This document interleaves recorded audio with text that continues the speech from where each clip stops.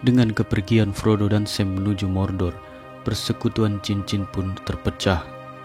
Pemimpin rombongan, Gandalf the Grey, nampaknya telah terbunuh di tambang Moria. Boromir terbunuh oleh para Uruk-hai yang juga menangkap Merry dan Pippin dan memaksa Aragorn, Legolas, dan Gimli melakukan pengejaran sengit yang membawa mereka ke Raidmark, para penguasa kuda Rohan. Namun, dari keputusasaan ini, tujuan baru dari persekutuan ini akan terungkap karena Rohan sedang membutuhkan bantuan. Selamat datang di istana kita. Hari ini kita akan membahas rangkaian perang cincin yang diawali dengan pertempuran awal Rohan dalam The Battle of the Ford of Isen.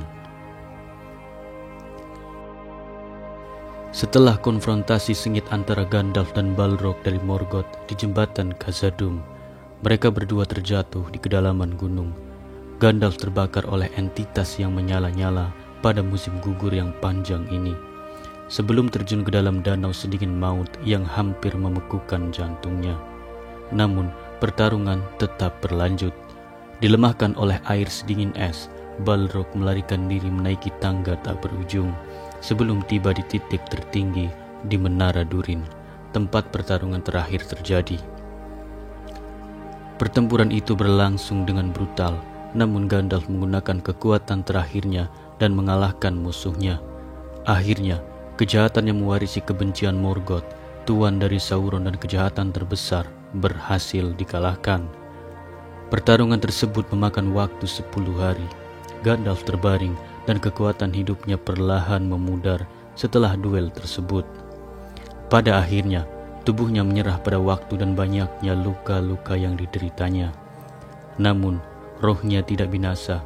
Ia adalah Istari yang dikirim ke Middle-earth oleh Sang Pencipta dunia, dan misinya dianggap belum lengkap dalam menghadapi gelombang kegelapan di zaman ketiga, sehingga dia dikembalikan ke Middle-earth dengan kekuatan yang jauh lebih besar daripada pendaratan pertamanya di Middle-earth sebelumnya. Gandalf kemudian ditemukan oleh Gwaihir, penguasa elang, dan dibawa ke hutan Lothlorien, di mana sisa lukanya disembuhkan secara keseluruhan. Para elf kemudian memberinya jubah putih baru yang menandakan bahwa dalam menghadapi pengkhianatan Saruman, dia kini menjadi pemimpin di antara para Istari. Berbekal tongkat baru berkekuatan besar, Gandalf Putih berangkat untuk membalikan keadaan perang cincin. Sementara itu, Frodo dan Sam yang telah tersesat di tebing Emin Muil selama beberapa waktu disergap oleh mantan pengguna cincin, Gollum, yang telah membuntuti mereka dari Moria. Namun mereka berdua berhasil menangkapnya, meski Sam mendesak. Namun Frodo menolak untuk membunuh makhluk gila tersebut. Sebaliknya, Gollum terpaksa bersumpah di atas cincin untuk mengabdi pada Frodo sebagai tuannya dan bertindak sebagai pemandu bagi kedua hobbit tersebut. Dengan bimbingannya, mereka segera mencapai bekas lokasi pertempuran besar Dagorlad yang terjadi selama perang aliansi terakhir. Daerah yang sekarang dikenal sebagai Dead Marshes atau rawa-rawa kematian ini sangat membingungkan, dan jika bukan tanpa Gollum yang menemukan jalan tersembunyi, mereka tidak akan mampu melintasi rawa-rawa tersebut. Namun, bahkan di sini, mata Sauron tetap tajam seperti biasanya, dengan penguasa Nazgul terbang di atas mengendarai Filbeast yang sedang mencari cincin. Sementara itu, Aragorn, Gimli, dan Legolas berjalan menuju Rohan yang dulu merupakan wilayah terhormat, namun kini berubah secara mendasar karena pengkhianatan Saruman. Militernya tidak dapat dikenali oleh Aragorn yang pernah bertugas di Rohan beberapa dekade sebelumnya. Raja Theoden yang telah menunjukkan janji tersebut di usia mudanya telah menjadi tua dan letih seiring dengan berlangsungnya perang cincin yang ia kuasai selama 40 tahun. Tanpa sepengetahuan raja yang mulia, penasihat utamanya yang berasal dari Rohan sendiri, Grima, yang kemudian dijuluki Grima Wormtongue, bekerja untuk Saruman dan perlahan-lahan meracuni makanan Raja Theoden. yang perlahan-lahan merusak pikirannya dan melemahkan raja dan kerajaan. Nasihat strategisnya untuk terus mundur membuat wilayah pedesaan tidak berdaya. Raja sendiri ditahan di istana dan meninggalkan tanggung jawab kerajaan di tangan putranya, Pangeran Theodred, dan keponakannya Eomer yang setia kepada raja apapun yang terjadi.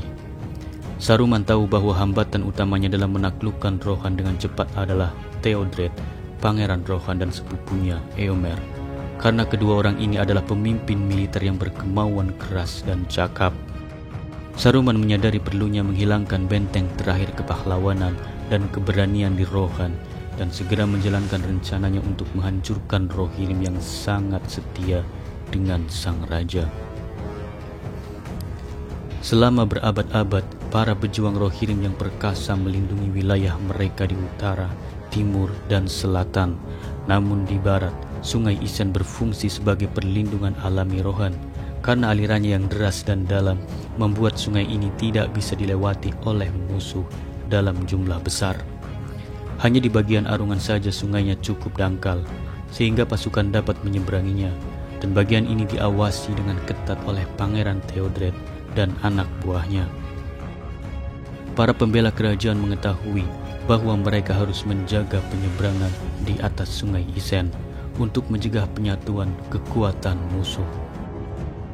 Titik penyeberangan di Sungai Isen sangat penting karena merupakan satu-satunya titik di mana pasukan dalam jumlah besar dapat menyeberang, dan Saruman telah berhasil menyelundupkan pasukan kecil untuk mendapatkan pijakan. Pangeran Theodred mengetahui hal ini dan diam-diam memindahkan pasukan langsung di bawah komandonya untuk menyingkirkan ancaman tersebut. Pada tanggal 23 Februari 3019 di zaman ketiga, terjadilah pertempuran yang mengawali rangkaian perang cincin yang panjang, The Battle of the Ford of Isen, atau pertempuran Sungai Isen yang pertama. The Battle of the Ford of Isen adalah dua pertempuran antara Rohirrim dan pasukan Isengard yang terjadi di Sungai Isen pada bulan Februari hingga Maret 3019 selama Perang Cincin. Pertempuran dimulai ketika Saruman berhasil mengirim pasukan dalam jumlah kecil ke seberang sungai. Namun, para penunggang Rohan atau yang lebih kita kenal sebagai Rohirrim mencetak kemenangan mudah di sini dengan menghancurkan unit musuh. Setelah kejadian tersebut, Theodred awalnya menunjukkan kecerdasan taktis nenek moyangnya dan memutuskan untuk mempertahankan penyeberangan tersebut dari serangan apapun di masa mendatang. Namun, tak lama kemudian pangeran muda tersebut mendengar tentang kekuatan besar yang berkumpul di Isengard. Theodred telah mendengar tentang pengerahan pasukan besar-besaran di Isengard dan berniat menggagalkan pasukan ini sebelum pasukan itu terkumpul seluruhnya. Dia meninggalkan 3 kompi kavaleri di pantai timur Isen, sementara dia sendiri membawa 8 kompi dan 1 kompi pemanah untuk menghadapi pasukan Saruman. Tapi Saruman telah mengumpulkan seluruh pasukannya dan mengirim mereka ke selatan, tempat mereka menggali parit dan menunggu Theodred dan pasukannya. Theodred tanpa disadari masuk ke dalam perangkap yang dipasang untuknya. Awalnya, para penunggang kudanya menghancurkan pasukan Orc 20 mil di utara sungai. Namun setelah itu, sang pangeran berlari cepat menuju pasukan utama Isengard. Para penunggang kuda Rohan masih mempunyai peluang untuk memenangkan pertarungan ini. Namun tak lama kemudian mereka diserang oleh pasukan penyergap. Sisi mereka kehilangan kohesi dan menderita banyak korban jiwa. Melihat posisinya yang tidak dapat dipertahankan, Theodred memerintahkan pasukannya untuk mundur di sungai, diikuti oleh para Orc dan Uruk-hai dalam pengejaran yang sengit. Ketika Theodred melihat ke arah timur dalam pelariannya, dia sangat kecewa. Jauh di sebelah timur sungai, dia melihat pasukan lain kini bergegas menuju arungan. Sial baginya bahwa Saruman diam-diam berhasil mengirim pasukan lain ke seberang sungai. Dia segera memerintahkan mundur. Ketika mereka akhirnya sampai di tempat penyeberangan, hari sudah mulai memudar. Theodred menugaskan Grimbold sebagai komando garnison di tepi barat. Sisa penunggangnya dan seluruh kudanya langsung ia kirimkan ke seberang sungai. Sementara ia bersama rombongannya menjaga pulau kecil di tengah sungai untuk berjaga-jaga kalau Grimbold harus mundur. Hal ini hampir tidak dapat dilakukan ketika pasukan timur Saruman turun dengan kecepatan yang tidak terduga. Kekuatan timur memang jauh lebih kecil daripada kekuatan barat, namun lebih berbahaya karena pasukan ini terdiri dari beberapa penunggang kuda Dunlanding dan sekelompok orc penunggang serigala. Di belakang mereka datang 2 batalion Uruk, bersenjata lengkap dan terlatih untuk bergerak dengan kecepatan tinggi. Rohirrim yang tidak siap di tepi timur tersapu oleh serangan mendadak itu dan terjebak dalam kekacauan. Dan meskipun mereka berjuang mati-matian, pada akhirnya mereka harus mengakui keunggulan musuh, melarikan diri ke selatan di sepanjang sungai dan dikejar oleh orc. Karena para orc menguasai pantai timur, mereka mengirim pasukan Dunlanding bersenjatakan kapak untuk menyerang bukit kecil yang dikuasai Theodred. Pada saat yang sama, Grimbold diserang di pantai barat. Pasukan Dunlanding dari Saruman telah mengepung bukit dan mendekati Theodred dan anak buahnya. Terkepung dan kalah jumlah, Theodred berteriak minta tolong sambil berseru, "Untukku, Eorlingas." Panggilannya dijawab oleh Grimbold yang memimpin kontingen kecil menuju bukit untuk menyelamatkan pemimpinnya. Namun Grimbold datang terlambat karena Theodred sudah terluka parah akibat serangan ini. Grimbold dalam kemarahannya menyerangnya, namun kekuatannya tidak cukup untuk menahan gempuran dari gabungan pasukan tersebut. Pemimpin Rohirrim secara de facto kini mendapati dirinya berada dalam posisi yang sama dengan putra raja, terkepung dan kemungkinan besar akan dibantai kapanpun. Hingga terdengar bunyi trompet di tepi timur bersama dengan terbitnya matahari.